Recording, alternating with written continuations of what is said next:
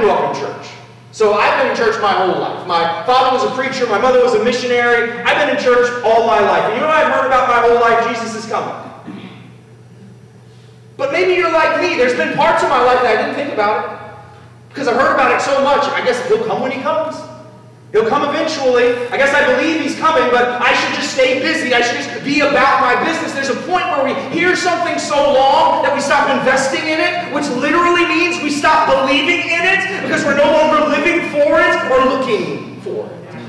And as we talked about last year, the way that the return of Jesus is supposed to be affecting the way we live our lives day in and day out. Not in fear, not Jesus is coming, be careful, but Jesus is coming, do the work. Jesus is coming, make him known. Jesus is coming, live in him, live from him, live for him. Jesus is coming, don't waste any time.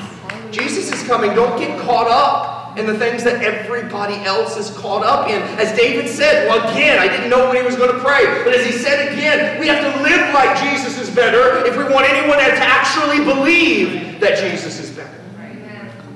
But it's not just that he's coming, it's what he's done.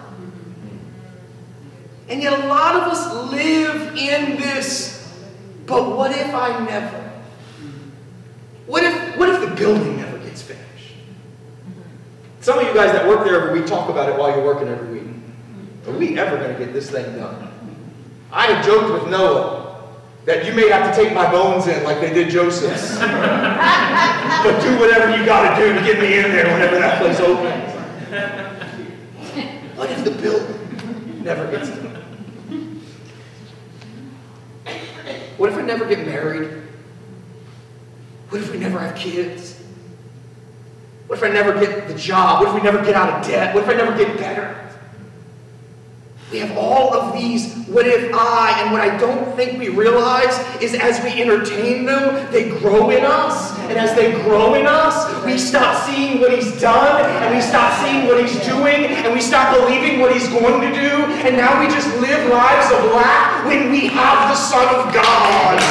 When we have the Spirit of God in us, when we have the one who made everything, who holds it all together, and who's coming to redeem it all for himself. He is ours and we are his, and yet we live so much of our lives going, why did they get it and I didn't? Why have I waited so long? What if it never happens for me? We don't know who he is. Yes. If I can live worried about the building, I don't know who he is. Yes. If I can lose sleep over whether it was a good decision or a bad decision, I don't know who he is. If I can be jealous when someone else gets what I've waited for, I don't know who he is. I know his name, I know how to get my sins forgiven, but I don't know who he